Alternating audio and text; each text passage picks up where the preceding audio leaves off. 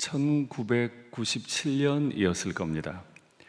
제가 대구에 있는 작은 교회 청년이었는데 그때 한성교회 담임 목사님, 다른 교회 부목사님이셨거든요.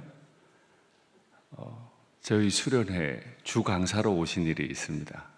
이미 부교역자일 때부터 워낙 유명하셨던 분이라 저희 교회 강사로 모셨었어요. 저희 교회는 그리 크지 않아서 청년들이 한 40명, 50명 정도 모였는데 그때 목사님 설교하시는 거 보고 설교가 저럴 수도 있구나. 정말 너무 많이 은혜 받고 그 설교 듣고 3박 4일을 금식기도 했었습니다. 그런데 그때 수련회 때 저희 어머니가 주방 담당이셨거든요. 아들이 아무 말 없이 3박 4일 동안 금식하는데도 왜 밥을 안 먹냐고 물어보질 않으시더라고요. 어머니도 은혜를 크게 받으셨던 거죠. 그랬던 목사님 서시는 강단에 제가 선다고 하니까 꿈 같고 얼떨떨하고 그렇습니다.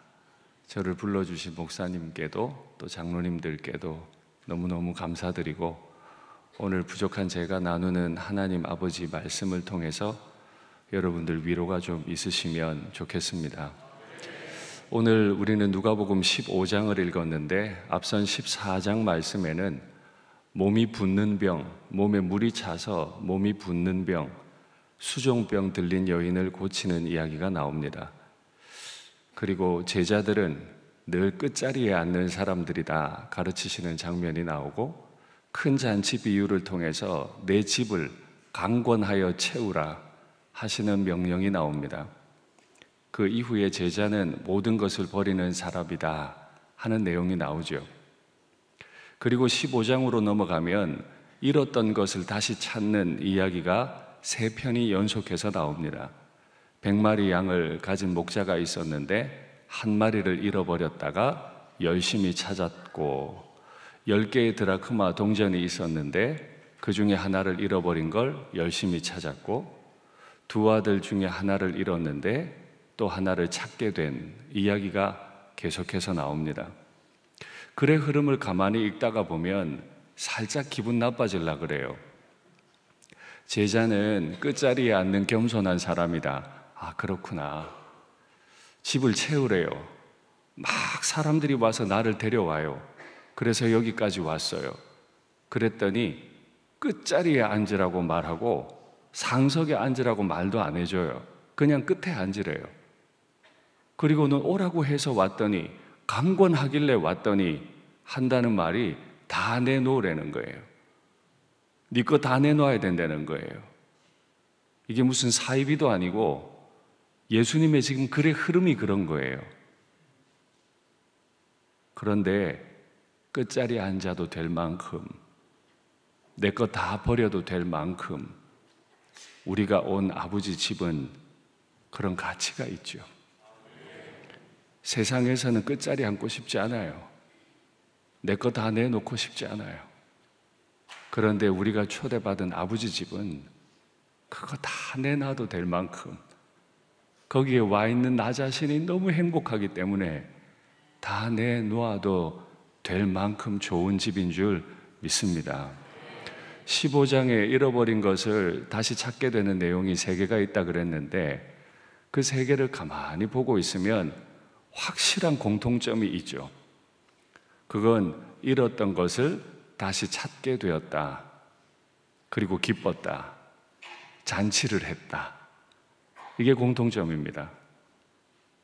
그런데 이 3개 중에 절묘하게 아주 묘하게 차이가 나는 게 있습니다. 앞선 2개, 양을 잃어버린 사람, 동전을 잃어버린 사람은 잃어버린 그 사람이 열심히 찾았다 하는 공통점이 있는데 2 아들 중에 하나를 잃어버린 아버지도 열심히 찾아다녔습니까? 열심히 찾아다니는 흔적이 보이질 않아요. 그래서 우리는 질문해야 합니다. 왜 이런 차이가 있습니까? 비유를 하려면 똑같이 하지 비유를 모아놓으려면 똑같이 모아놓지 왜 이렇게 절묘한 차이를 두셨습니까? 하는 겁니다. 그러다 보니 저는 질문하게 됐어요. 하나님, 오늘 본문의 주인공은 집을 나간 탕자입니까? 아니면 아버지입니까? 아버지라고 하기에는 열심히 찾아다녀야 될 것 같은데 찾지 않는 것 같은데 오늘 주인공은 누구입니까? 오늘 그 관점으로 한번 확인해 보려고 합니다.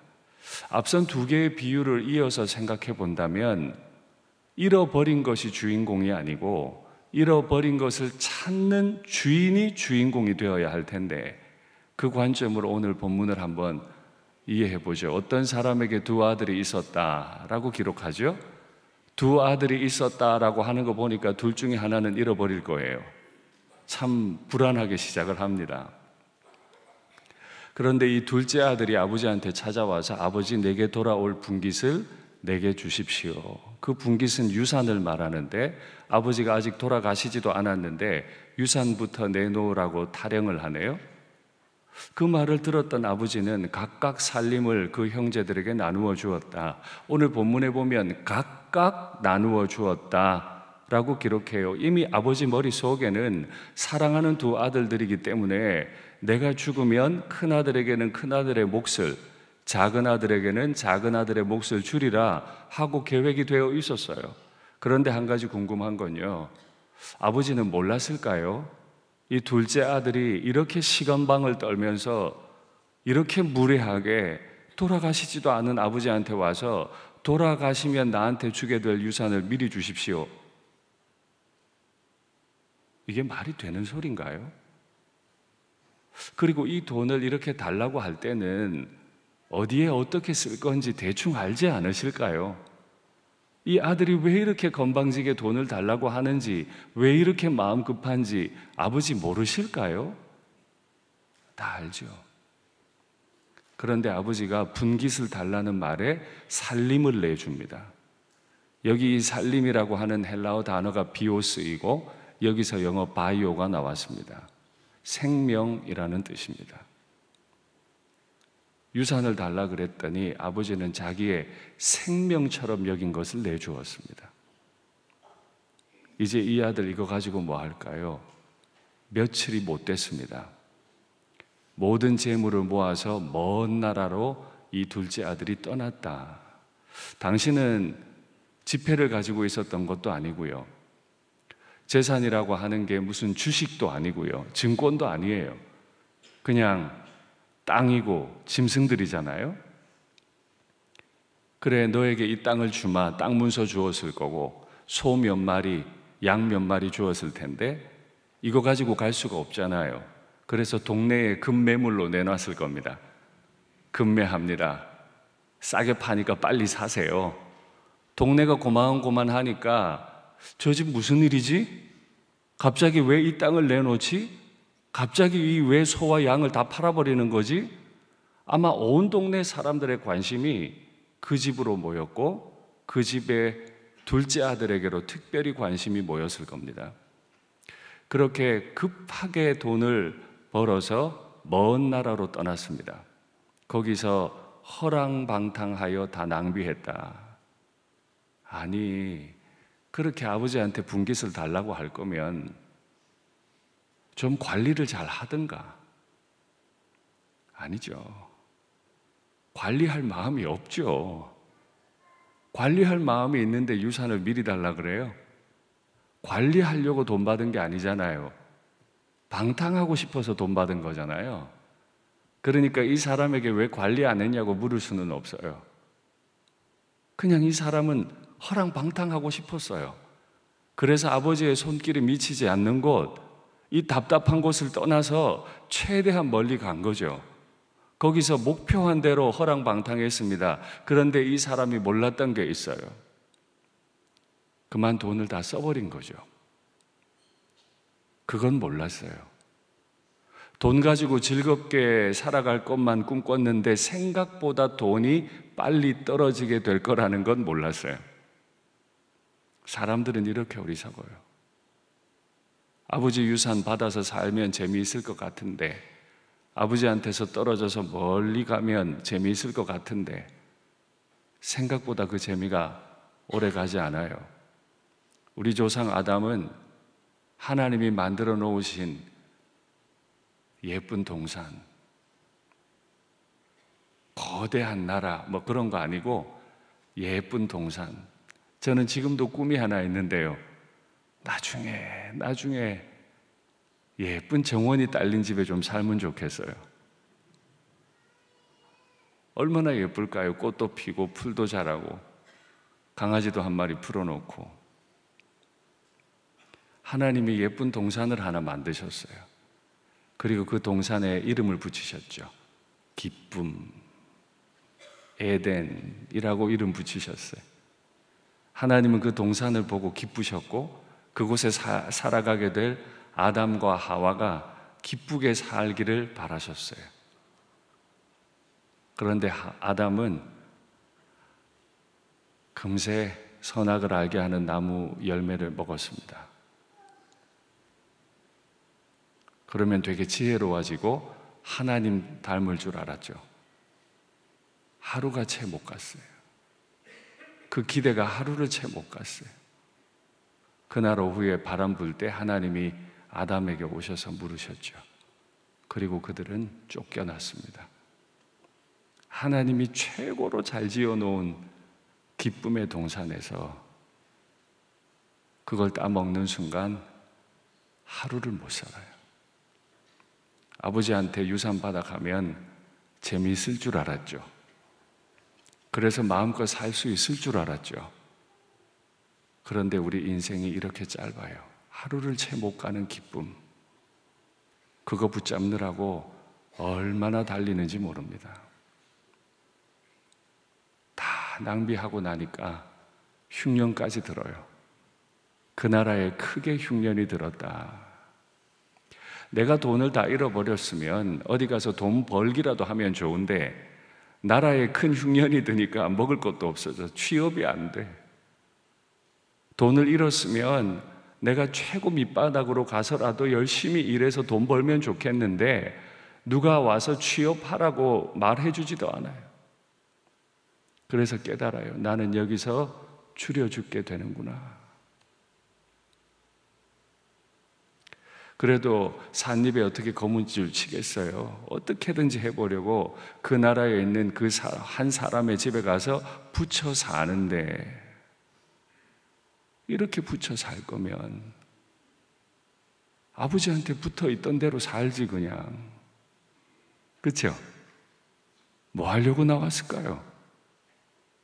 이 고생할 거면 어차피 붙여 살 거, 혼자 살 거 아닌데 어차피 붙여 살 거 아버지 집에 붙어 살지 뭐 하려고 나왔어요? 이게 인생이라니까요. 저도 여기 고상하게 양복 입고 목사 직분 가지고 여기서 설교하고 있지만 하나님 없이 아이고 저도 별 수 없잖아요. 저희 교회 본당에는요, 이 위에 현수막이 하나 붙어 있는데 웩선교회라고 하는 곳에 시티 스터드라고 하는 선교사님이 계세요. 그 선교사님이 하신 말씀 붙어 있어요. 오직 한 번뿐인 인생 속히 지나가리라. 오직 그리스도를 위한 일만이 영원하리라. 한 번뿐인 인생인데 속히 지나갑니다. 이게 문제잖아요.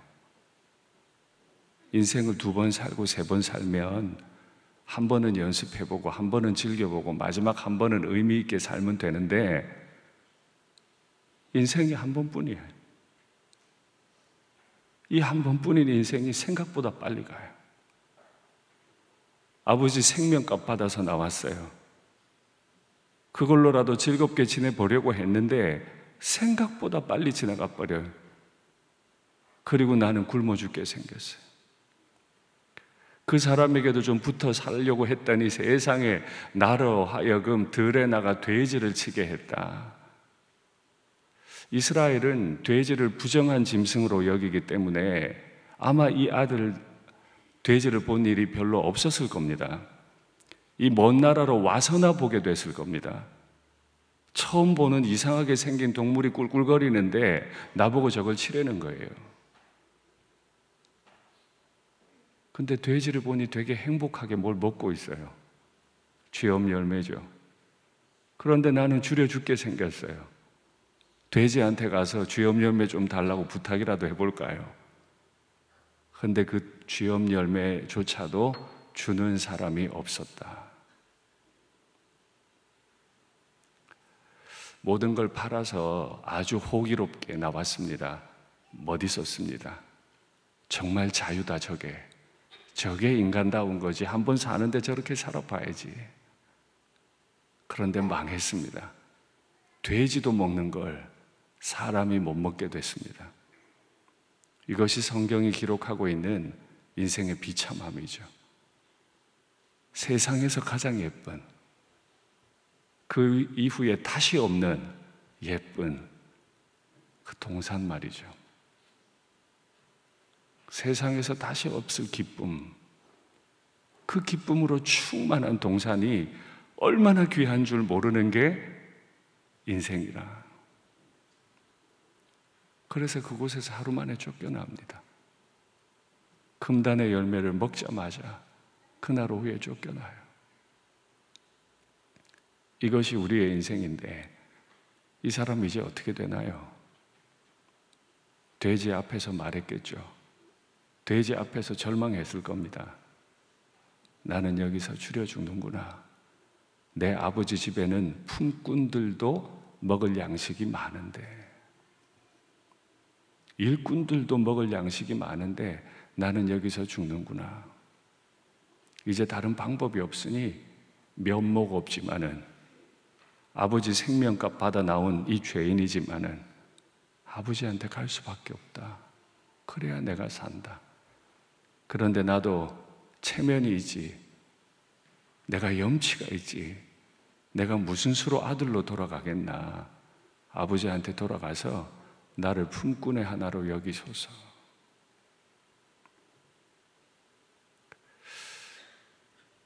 그렇게 집으로 돌아가고 있는데요. 아직도 거리가 먼데,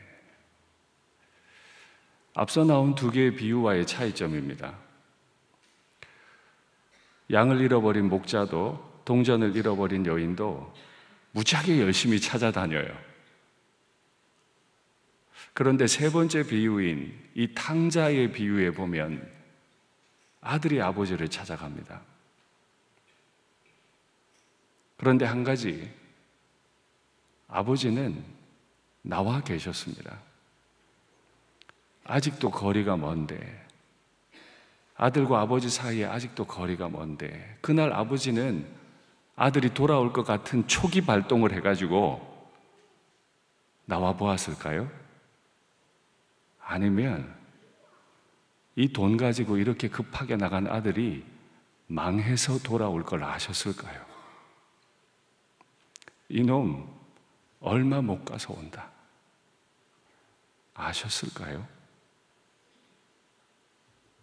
아셨을 겁니다. 이놈 얼마 못 가서 돌아온다. 아셨을 거예요. 그래서 아버지는 매일 나가 계셨을 거예요. 그날도 나가 있는데 아주 익숙한 한 녀석이 옵니다. 드디어 온다. 내 아들 드디어 온다.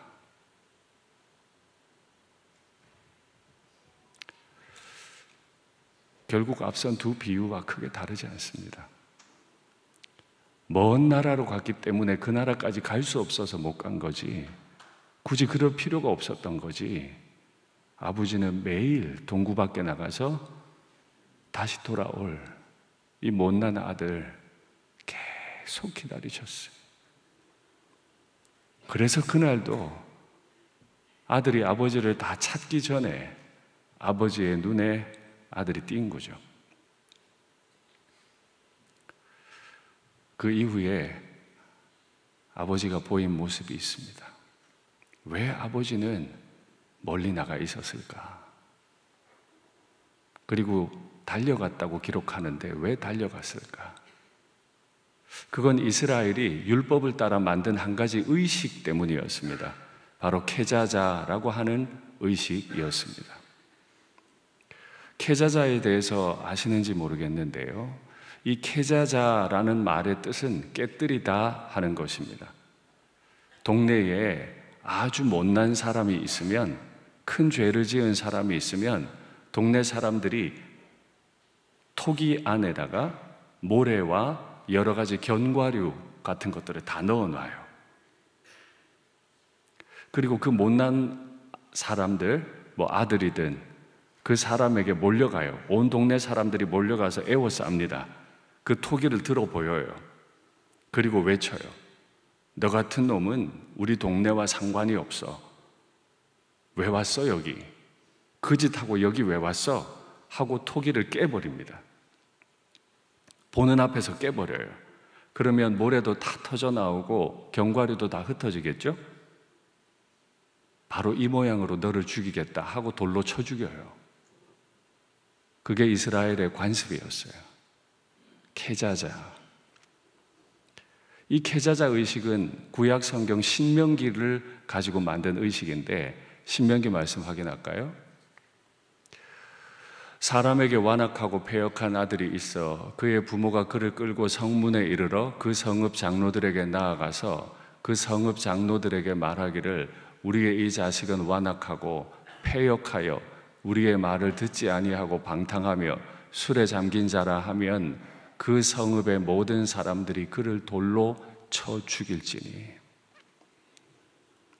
구약 율법에 이렇게 되어 있어서 사람들이 동네를 거룩하게 지키려고, 동네에 있는 수많은 아들들이 옷길로 가지 않게 하려고 하나의 세리모니를 만든 게 케자자 세리모니입니다. 그래서 못난 아들이 있으면 온 동네 사람들이 몰려가는 거예요. 제가 앞서 말씀드렸죠. 금매물로 내놨기 때문에 갑자기 온 동네 사람들이 다 관심을 가지게 됐어요. 저 집 둘째 아들이 이렇게 못난 행동하고 갔대. 근데 온몸에 돼지 똥냄새 풍기면서 돌아와요. 그러면 이제 마을 사람들이 뭐 해야 되죠? 케자자 해야죠. 동네 사람들이 토기를 준비하고 돌로 쳐 죽일 준비를 하고 있을 겁니다. 아버지는 그걸 알아요. 아버지는 그걸 알아요. 그래서 매일 나가야만 됐어요. 이놈은 얼마 못 가서 돈 낭비하고 돌아올 텐데 돌아오면 죽어. 그래서 매일 나가 있었어요. 저거 돌 맞아 죽을 아들 생각하니까 불쌍해. 호기롭게 나갔지만은 돼지 똥냄새 풍기는 거 보니 불쌍해. 측은히 여겨. 하나님의 측은히 여겨주심이 우리의 진짜 비웃습니다. 하나님이 우리를 불쌍히 여겨주심이 진짜로 우리의 생명이 되는 줄 믿습니다. 그렇게 아버지가 측은히 여기고 달려갔다. 여기 이 달려갔다라는 헬라어 단어가 드라몬인데 여기서 영어 드라이브가 나왔습니다. 질주했습니다. 당시는 남자들도 치마를 입었거든요. 긴 치마를 입고 어떻게 달리겠어요? 치마를 들었죠. 뛰다 보면 펄럭펄럭거리면서 하체가 다 드러났을 겁니다. 온 동네 사람들이 보고 수치스럽다고 생각했을 겁니다. 저 집은 아들도 그렇더니 아버지도 이상하네. 괜찮아요. 나 수치당하는 거 괜찮아요. 내 아들 지금 돌 맞아 죽게 생겼어요. 저 고생하다 온 아들이 불쌍해서 어째? 그래서 아버지는 자기 수치당하는 거 괜찮았어요. 치마를 들어 올리고 질주합니다. 그리고 달려가서 목을 맡겨 안아버립니다. 목을 맞으면 목이 꼬이는 거죠. 그죠? 몸이 완전히 하나가 되는 겁니다. 동네 사람들이 케자자 할 토기를 들고 왔습니다. 돌로 칠 수 있습니까? 없습니까? 아버지가 지금 한 몸이 되어 있어서 돌로 칠 수가 없어. 돌 던지면 아버지가 죽어. 돌로 칠 수가 없어. 그걸 위해서 아버지는 매일 나가 계셨어요. 저 멀리 아들의 모습이 보이자 치마를 들어 올리고 남들이 수치스럽다고 욕을 해도 질주했습니다. 그 더러운 몸을 아무 상관없이 한 몸으로 끌어안아 버립니다. 아들이 너무너무 두렵고 죄송해서 아버지, 나를 품꾼의 하나로 여기소서. 나는 더 이상 아버지의 아들이라 일컬음을 받지 못하겠습니다. 맞아요. 아버지 앞에 돌아오면 알아요. 나이 77세가 된 야곱이 박복된 인생을 축복된 인생으로 바꾸려고 거짓말했다가 이게 들통이 났죠. 77세 때 도망을 갑니다. 도망가던 중에 루스라고 하는 땅에 이르렀는데 너무 피곤해서 돌로 베개를 하고 자는데 하나님이 꿈 중에 나타나셨어요. 야곱아, 내가 너와 함께하마. 77세가 되도록 장가를 못 가서 애 하나 없는데 너와 내 자손으로 말미암아 모든 족속이 복을 받게 하마. 내가 너에게 약속한 이거 다 이루기까지 너를 떠나지 아니하마. 야곱이 잠에서 깨고 한 첫 마디가 뭔지 아세요? 두렵도다. 두렵도다. 할렐루야가 아니고 두렵도다. 사랑이 너무 크면, 내가 기대했던 것보다 사랑이 너무 크면 무서워요. 왜 이러시나? 이게 지금 무슨 상황이야? 무서워요. 두렵도다. 아버지는 집으로 데리고 갑니다. 나를 품꾼의 하나라고 여기라고 했는데 아버지는 다시 아들로 받아들여요. 제일 좋은 옷을 내어 입히고 가락지를 끼우고 아들이 원래 신던 그 신발을 신겨줍니다. 아버지가 아들을 환대하신 거죠. 기독교의 구원은 곧 죄인에 대한 하나님의 환대입니다. 하나님은 지금도 우리를 환대하시죠. 우리가 이 새벽에 나오든 이 새벽에 못 나오든 하나님 말씀에 충실했든 충실하다가 아차하는 순간에 미끄러져서 큰 실수를 하게 됐든 하나님은 우리를 불쌍히 여기세요. 측은히 여기세요. 뿐만 아니라 우리를 목을 어긋맡겨 하나가 되어주시고 환대해 주시죠. 그리고 집에 있는 사람들에게 이렇게 말합니다. 내 아들은 죽었다가 다시 살아났으며 나는 잃었다가 다시 얻었노라 하니 그들이 즐거워하더라. 그것이 교회의 즐거움입니다. 교회 안에는요, 두 가지 즐거움이 있어요. 죽은 사람이 살아나 그 사람이 누리는 즐거움이 있고요, 잃었던 것을 다시 얻은 사람들의 즐거움이 있죠. 그게 교회의 즐거움이에요. 우리 한성교회가 이 두 가지 즐거움으로 넘치는 교회가 되면 좋겠습니다. 1세기에 아우구스투스라고 하는 황제가 있었죠. 이 사람도 원래는 줄리우스 카이사르의 입양된 아들입니다. 그런데 아버지의 권위를 이어받고 전쟁에서 이기면서 그는 로마 제정의 최초의 황제가 됩니다. 이 사람이 굉장한 황제였는데 이 사람에게 신흥부호 친구가 하나 있었어요. 베디우스 폴리오라고 하는 친구입니다. 이 사람은 황제를 등에 업고 더 부유해지고 싶었습니다. 그런데 황제가 자기 집에 놀러 온대요. 얼마나 좋았을까요? 황제가 다녀간 집이니까. 그래서 집에 있는 모든 것들을 다 동원해서 잔치를 준비했습니다. 노예들도 많았어요. 당시 최고의 인기 요리는 썩기 직전의 생선 요리거든요. 썩기 직전에 완전히 숙성된 생선 요리였는데 부자들의 집에는 양어장이 늘 있어요. 집이 얼마나 크면 양어장까지 있을까요? 그 양어장 안에 참 다양한 물고기들이 있었는데 그 중에 칠성장어라는 것도 있어요. 식인장어죠. 식인장어. 빨판으로 다 긁어 먹어버리는. 그날도 황제가 행사하니까 갖가지 좋은 그릇들을 다 내고 잔치를 하던 중이었는데 한 노예 녀석이 실수를 하는 거예요. 황제 앞에서 유리잔을 깨버렸습니다. 요즘이야 유리잔이 뭐 별로 값어치가 없지만 2000년 전에는요, 유리잔은 정말로 비싼 거였거든요. 아무 집에나 없는 거였어요. 다 흙으로 만든 그릇이지 유리잔은 없었어요.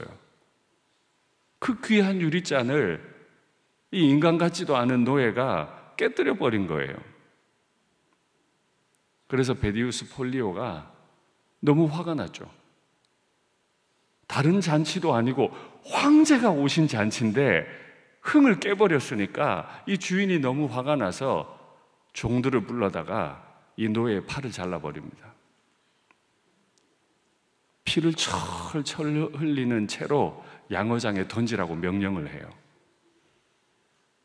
그럼 이 피비린내를 맡은 칠성 장어들이 몰려와서 이 노예의 몸을 다 뜯어먹을 겁니다. 노예는 얼마나 무서웠을까요? 잠깐 실수한 건데 감히 노예가 일부러 깨뜨렸겠습니까?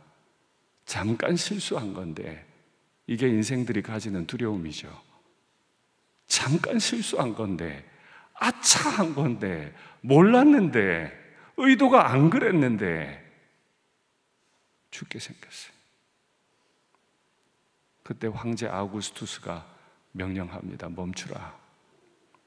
그리고 이 집에 있는 모든 유리 그릇을 다 가져오라. 가져왔어요. 다 깨라. 다 깨뜨려요. 왜 그랬을까요? 왜 그랬을까요? 다시는 어떤 노예가 또 실수로 유리를 깨고 팔이 잘리고 칠성장어의 밥이 되는 일이 없게 만들려고 유리 전체를 다 깨버립니다. 패자자한 거죠.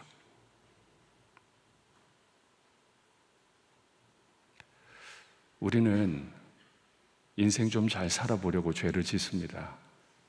인생 잘 살려고 무언가 노력했는데 그만 그게 실수였습니다. 그리고 내 팔이 잘리는 듯한 고통을 당합니다. 돼지 앞에서 돼지도 못 먹는 걸 저는 못 먹는 비참함을 경험할 때도 있습니다. 이럴 줄 알았더라면, 이렇게 될 줄 알았더라면 내가 그 짓을 안 했을 텐데 생각할지도 모르겠습니다. 그날 그 살아나게 된 노예는 밤에 누워서 뭐라고 생각했을까요? 황제가 날 살렸으니까 난 대단히 높은 사람이야 라고 생각했을까요? 아니면 나를 구해준 그 황제를 사랑하게 됐을까요? 이제 내가 죽습니다. 그런데 하나님이 아들을 보내셨습니다. 그 아들이 나를 너무너무 사랑해서 그 사랑이 두렵습니다. 나에게 달려옵니다. 수치를 모르고 나에게 달려옵니다. 그리고 목을 어금 맡겨줍니다. 왜 그런가 했더니 동네 사람들이 토기와 돌을 들고 오고 있습니다. 그리고 동네 사람들은 돌을 던져 나의 예수님을 죽여버렸습니다. 그리고 나는 살았습니다. 어떻게 그날 밤에 하나님의 아들이 대신 죽어줄 만큼 나는 높은 사람이야 생각할까요? 아니면 나 대신 피 흘려 죽으신 그분 생각에 두려워하며 살까요? 성도는 이 부담을 가지고 사는 사람들이죠. 어디를 가든지 아우구스투스 황제를 높이듯 어디를 가든지 나 대신 죽어주신 나의 구주를, 그분의 사랑을 높이는 사람들이죠. 말씀을 맺겠습니다. 하나님 아버지는 이렇게 모자라는 인생을 너무 사랑하셔서 캐자자 시키려고 아들을 이 땅에 보내셨습니다. 그리고 하나님의 아들 예수님은 이 못난 인생을 위해 대신 캐자자 당하려고 기꺼이 갈보리 언덕에 올라주셨습니다. 우리는 그 사랑 때문에 천국에 갈 겁니다. 이 아름다운 이야기를 주변 분들에게 전하고 계시잖아요. 하나님이 아주 기뻐하실 겁니다. 여러분들의 마음에도 이 교회에도 죽었다가 살아나는 기쁨이, 잃었던 걸 다시 얻은 기쁨이 넘치게 되기를 바랍니다. 찬송할까요? 나는 주를 섬기는 것에 후회가 없습니다.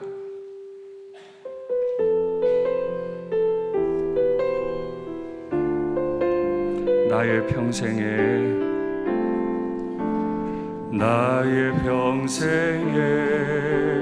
가장 복된 일은 내가 예수님을 만난 것이라. 나의 평생에 가장 잘한 일은 내가 예수님을 주로 섬긴 것이. 이 세상 살 동안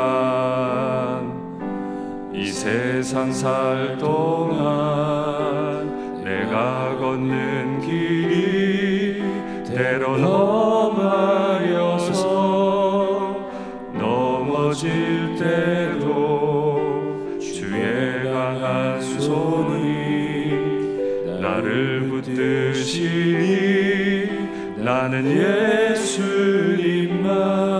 조금만 더 천천히 부르면서 처음부터 다시 불러볼까요? 나의 평생에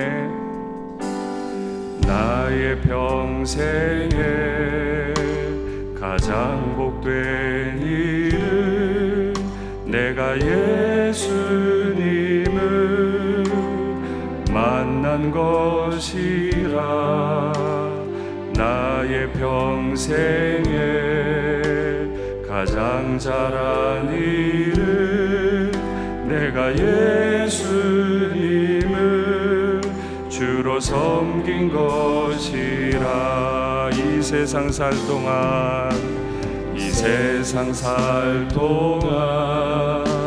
내가 걷는 길이 때론 험하여서 넘어질 때도 주의 강한 손이 나를 붙드시니 나는 예수님만 주로 섬기며 살리. 나는 주를 섬기는 것에 후회가 없습니다. 내가 걸어온 모든 시간 다 주의 은혜니, 내가 걸어갈 모든 날도 주만 섬기며 살리. 오직 예수 이름. 나를 위해 달려오신 주님 앞에 고백할까요? 나는 주를 섬기는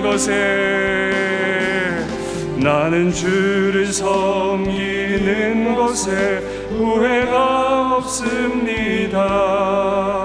내가 걸어온 모든 시간 다 주의 은혜니, 내가 걸어갈 모든 날도 주만 섬기며 살리. 오직 예수 이름. 그 예수님 이름 다시 한 번 더 불러볼까요? 나는 주를 섬기는 것에 후회 없습니다. 나는 주를 섬기는 것에 후회가 없습니다. 내가 걸어온 모든 시간 다 주의 은혜니. 아멘. 내가 걸어갈 모든 날도 주만 섬기며 살리. 오직 예수 이름 부르며 살아가리라. 내 영혼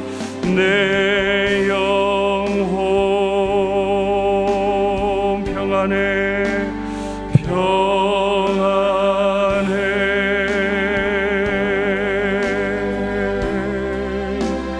내 영혼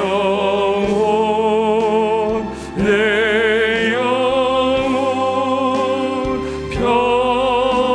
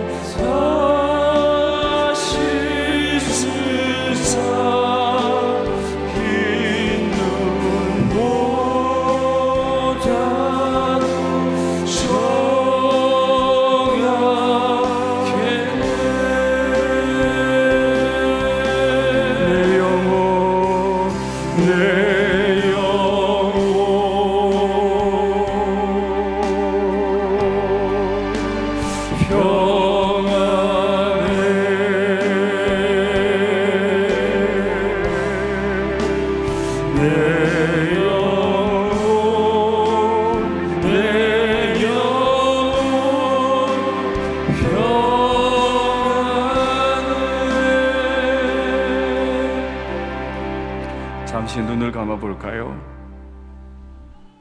동네 사람들이 도자기를 들고 달려옵니다. 또 다른 손에는 돌멩이들이 다 들려 있습니다. 그렇게 우리를 정죄하고 죽이려고 달려옵니다.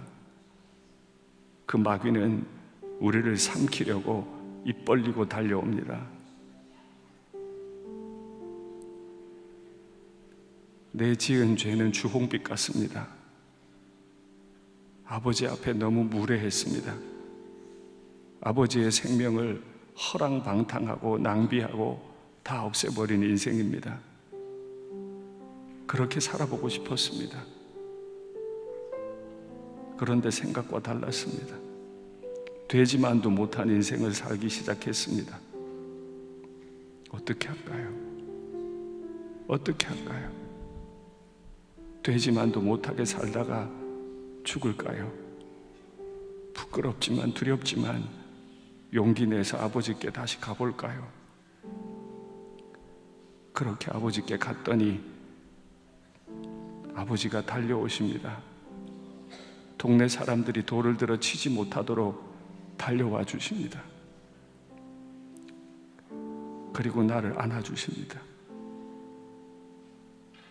그렇게 예수님은 우리의 대장 되시고, 그렇게 예수님은 자기가 대신 돌 맞아 죽으셔서 내 이 죄를 다 씻으셨습니다. 그래서 나는 후회가 없습니다. 예수님 믿는 걸 후회하지 않습니다.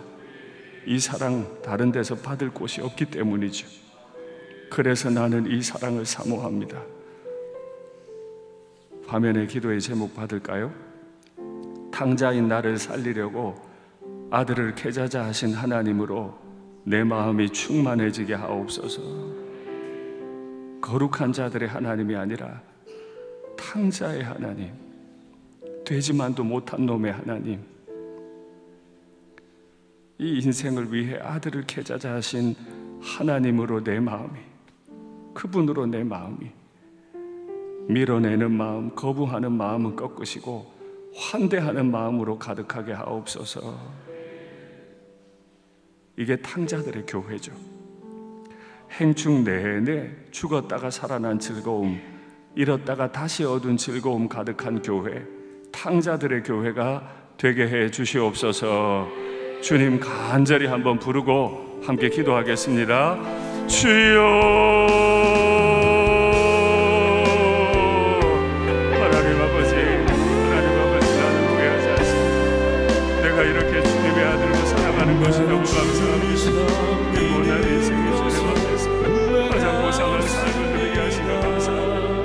때마다 죽어야 마땅한데 되지만도 못한 인생인데 여기까지 불러주셔서 감사합니다. 앞으로 이 삶을